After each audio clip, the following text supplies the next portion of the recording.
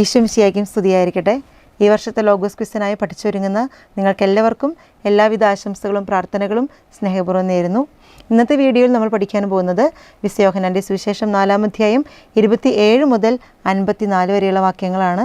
ഇവിടെ സമരിയാക്കാരി സ്ത്രീ യേശുവിനെ കണ്ടുമുട്ടിയതിന് ശേഷം സമരിയ പട്ടണത്തിൽ ചെന്ന് യേശുവിനെക്കുറിച്ച് പറയുന്നതും സമരിയ പട്ടണത്തിലെ അനേകർ ക്രിസ്തുവിനെ അറിഞ്ഞ് ലോകരക്ഷകനായി അവിടുത്തെ വിശ്വസിച്ച് മനസ്സിലാക്കുന്നതിനെയും കുറിച്ചുള്ള ഭാഗങ്ങളാണ് ഇവിടെ പ്രതിപാദിക്കുന്നത്. നമുക്ക് ചോദ്യോത്തരങ്ങളിലേക്ക് പ്രവേശിക്കാം. ചോദ്യം 1. യേശു ഒരു സ്ത്രീയോട് സംസാരിക്കുന്നത് കണ്ട് അത്ഭുതപ്പെട്ടത് ആര്? ഉത്തരം: അവൻ്റെ ശിഷ്യന്മാർ. ചോദ്യം 2. യേശുവിൻ്റെ ശിഷ്യന്മാർ അത്ഭുതപ്പെട്ടത് എപ്പോൾ? ഉത്തരം: യേശു ഒരു സ്ത്രീയോട് സംസാരിക്കുന്നത് കണ്ടപ്പോൾ. ചോദ്യം 3. സമരിയാക്കാരി സ്ത്രീ കുടം അവിടെ വച്ചിട്ട് എവിടേക്കാണ് പോയത്? ഉത്തരം: പട്ടണത്തിലേക്ക്. ചോദ്യം 4. ഇവൻ തന്നെയായിരിക്കുമോ ക്രിസ്തു? ആര് ആരോട് പറഞ്ഞു? ഉത്തരം: സമരിയാക്കാരി സ്ത്രീ പട്ടണത്തിലെ ആളുകളോട്. ചോദ്യം 5. പട്ടണത്തിൽ നിന്ന് പുറപ്പെട്ട് അവൻ്റെ അടുത്ത് വന്നവരാര്? ഉത്തരം: ആളുകൾ. ചോദ്യം 6. യോഹന്നാൻ 4:31 ശിഷ്യന്മാർ യേശുവിനെ അഭിസംബോധന ചെയ്തത് എന്ത്? ഉത്തരം: റബ്ബി. ചോദ്യം 7. ആരെങ്കിലും ഇവന് ഭക്ഷണം കൊണ്ടുവന്ന് കൊടുത്തിരിക്കുമോ? ആര് ആരോട് പറഞ്ഞു? ഉത്തരം: ശിഷ്യന്മാർ പരസ്പരം പറഞ്ഞു. ചോദ്യം 8. യോഹന്നാൻ 4:34 ഉദ്ധരിക്കുക. ഉത്തരം: യേശു പറഞ്ഞു, എന്നെ അയച്ചവൻ്റെ ഇഷ്ടം പ്രവർത്തിക്കുകയും അവൻ്റെ ജോലി പൂർത്തിയാക്കുകയുമാണ് എൻ്റെ ഭക്ഷണം. ചോദ്യം 9. എത്ര മാസം കൂടി കഴിഞ്ഞാൽ വിളവെടുപ്പായി എന്നാണ് ശിഷ്യന്മാർ പറയുന്നത്? ഉത്തരം: 4 മാസം. ചോദ്യം 10. കണ്ണുകൾ ഉയർത്തി എങ്ങോട്ട് നോക്കാനാണ് യേശു ശിഷ്യന്മാരോട് പറയുന്നത്? ഉത്തരം: വയലുകളിലേക്ക്. ചോദ്യം 11. കൊയ്യുന്നവന് കൂലി കിട്ടുകയും അവൻ ഡാഷിലേക്ക് ഫലം ശേഖരിക്കുകയും ചെയ്യുന്നു? ഉത്തരം: നിത്യജീവിതത്തിലേക്ക്. ചോദ്യം 12. ആരൊക്കെയാണ് ഒപ്പം സന്തോഷിക്കുന്നത്? ഉത്തരം: വിതയ്ക്കുന്നവനും കൊയ്യുന്നവനും. ചോദ്യം 13. വിതയ്ക്കുന്നത് ഒരുവൻ ഡാഷ് മറ്റൊരുവൻ എന്ന ചൊല്ല് ഇവിടെ സാർത്ഥകമായിരിക്കുന്നു? ഉത്തരം: കൊയ്യുന്നത്. ചോദ്യം 14. എന്താണ് ഇവിടെ സാർത്ഥകമായിരിക്കുന്നുവെന്ന് യേശു പറയുന്നത്? ഉത്തരം: വിതയ്ക്കുന്നത് ഒരുവൻ, കൊയ്യുന്നത് മറ്റൊരുവൻ എന്ന ചൊല്ല്. ചോദ്യം 15. എങ്ങനെയുള്ള വിളവ് ശേഖരിക്കാൻ ഞാൻ നിങ്ങളെ അയച്ചു എന്നാണ് യേശു ശിഷ്യന്മാരോട് പറഞ്ഞത്?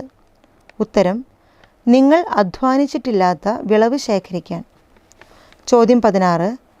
ആരുടെ അധ്വാനത്തിൻ്റെ ഫലത്തിലേക്ക് നിങ്ങൾ പ്രവേശിച്ചിരിക്കുന്നു എന്നാണ് യേശു ശിഷ്യരോട് പറഞ്ഞത്? ഉത്തരം: മറ്റുള്ളവരുടെ അധ്വാനത്തിൻ്റെ ഫലത്തിലേക്ക്. ചോദ്യം 17. പട്ടണത്തിലെ സമരിയാക്കാരിൽ അനേകർ അവനിൽ വിശ്വസിച്ചത് എന്തുകൊണ്ട്? ഉത്തരം: ഞാൻ ചെയ്തതെല്ലാം അവൻ എന്നോട് പറഞ്ഞു എന്ന ആ സ്ത്രീയുടെ സാക്ഷ്യം മൂലം. ചോദ്യം 18. സമരിയാക്കാർ യേശുവിൻ്റെ അടുത്തു വന്ന് എന്താണ് അപേക്ഷിച്ചത്? ഉത്തരം: തങ്ങളോടൊത്ത് വസിക്കണമെന്ന്. ചോദ്യം 19. യേശു എത്ര ദിവസം സമരിയായിൽ താമസിച്ചു? ഉത്തരം: 2 ദിവസം. ചോദ്യം 20. യേശുവിൻ്റെ അടുത്ത് വന്ന് തങ്ങളോടൊത്ത് വസിക്കണമെന്ന് അപേക്ഷിച്ചത് ആര്? ഉത്തരം: സമരിയാക്കാർ. ചോദ്യം 21. ഇനിമേൽ ഞങ്ങൾ വിശ്വസിക്കുന്നത് നിന്റെ വാക്കുമൂലമല്ല, അതിന് കാരണം എന്താണെന്നാണ് പട്ടണവാസികൾ പറഞ്ഞത്? ഉത്തരം: ഞങ്ങൾ തന്നെ നേരിട്ട് ശ്രവിക്കുകയും ഇവനാണ് യഥാർത്ഥത്തിൽ ലോകരക്ഷകനെന്ന് മനസ്സിലാക്കുകയും ചെയ്തിരിക്കുന്നു. ചോദ്യം 22. സമരിയായിലെ സിക്കാറിൽ നിന്ന് എത്ര ദിവസം കഴിഞ്ഞാണ് യേശു ഗലീലയിലേക്ക് പോയത്? ഉത്തരം: 2 ദിവസം കഴിഞ്ഞ്. ചോദ്യം 23. സമരിയായിൽ നിന്ന് യേശു എങ്ങോട്ടാണ് പോയത്? ഉത്തരം: ഗലീലയിലേക്ക്. ചോദ്യം 24. യോഹന്നാൻ 4:44 ഉദ്ധരിക്കുക. ഉത്തരം: പ്രവാചകൻ സ്വന്തം നാട്ടിൽ ബഹുമാനിക്കപ്പെടുന്നില്ല എന്ന് യേശു തന്നെ സാക്ഷ്യപ്പെടുത്തിയിരിക്കുന്നു. ചോദ്യം 25. പ്രവാചകൻ സ്വന്തം നാട്ടിൽ ബഹുമാനിക്കപ്പെടുന്നില്ല എന്ന് സാക്ഷ്യപ്പെടുത്തിയത് ആരാണ്? ഉത്തരം: യേശു. ചോദ്യം 26. സ്വന്തം നാട്ടിൽ ബഹുമാനിക്കപ്പെടാത്തത് ആരാണ്? ഉത്തരം: പ്രവാചകൻ. ചോദ്യം 27. യേശു ഗലീലയിൽ വന്നപ്പോൾ ഗലീലിയക്കാർ അവനെ സ്വാഗതം ചെയ്യാൻ കാരണമെന്ത്? ഉത്തരം: തിരുനാളിൽ അവൻ ജെറുസലേമിൽ ചെയ്ത കാര്യങ്ങൾ അവർ കണ്ടിരുന്നു. ചോദ്യം 28. ഏത് സ്ഥലത്തെ രാജസേവകൻ്റെ പുത്രനെയാണ് യേശു സുഖപ്പെടുത്തിയത്? ഉത്തരം: കഫർനാമിലെ. ചോദ്യം 29. കഫർനാമിലെ ആരുടെ മകനാണ് രോഗബാധിതനായത്? ഉത്തരം: രാജസേവകൻ്റെ. ചോദ്യം 30. യേശു എവിടെ വന്നുവെന്ന് കേട്ടപ്പോഴാണ് രാജസേവകൻ തൻ്റെ മകനെ വന്ന് സുഖപ്പെടുത്തുവാൻ യേശുവിനോട് അപേക്ഷിച്ചത്? ഉത്തരം: യേശു യൂദയായിൽ നിന്ന് ഗലീലയിലേക്ക് വന്നുവെന്ന് കേട്ടപ്പോൾ. ചോദ്യം 31. ഡാഷും കാണുന്നില്ലെങ്കിൽ നിങ്ങൾ ഒരിക്കലും വിശ്വസിക്കുകയില്ല. ഉത്തരം: അടയാളങ്ങളും അത്ഭുതങ്ങളും. ചോദ്യം 32. കർത്താവെ, എൻ്റെ മകൻ മരിക്കും മുൻപ് വരണമേ എന്ന രാജസേവകൻ്റെ അപേക്ഷയ്ക്ക് യേശുവിൻ്റെ മറുപടി എന്തായിരുന്നു? ഉത്തരം: പൊയ്ക്കൊള്ളുക, നിൻ്റെ മകൻ ജീവിക്കും.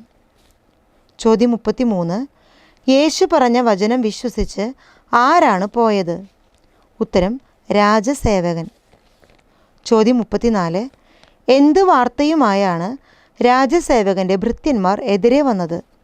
ഉത്തരം: പോകും വഴി മകൻ സുഖം പ്രാപിച്ചിരിക്കുന്നു എന്ന വാർത്തയുമായി. ചോദ്യം 35. ഏത് മണിക്കൂറിലാണ് രാജസേവകൻ്റെ മകൻ്റെ പനി വിട്ടുമാറിയത്? ഉത്തരം: 7-ാം മണിക്കൂറിൽ. ചോദ്യം 36. യേശു തൻ്റെ രണ്ടാമത്തെ അത്ഭുതം പ്രവർത്തിച്ചത് എവിടെ വച്ചാണ്? ഉത്തരം: ഗലീലയിൽ. ചോദ്യം 37. യൂദയായിൽ നിന്ന് എവിടേക്ക് പോകും വഴിയാണ് യേശു രാജസേവകൻ്റെ പുത്രന് സൗഖ്യം നൽകിയത്? ഉത്തരം: ഗലീലയിലേക്ക്. സ്നേഹമുള്ളവരെ, നമുക്കെല്ലാവർക്കും ഈ ചോദ്യോത്തരങ്ങൾ ഏറ്റവും നന്നായി പഠിച്ചൊരുങ്ങാം. എല്ലാവർക്കും എല്ലാവിധ ആശംസകളും പ്രാർത്ഥനകളും. Thank you.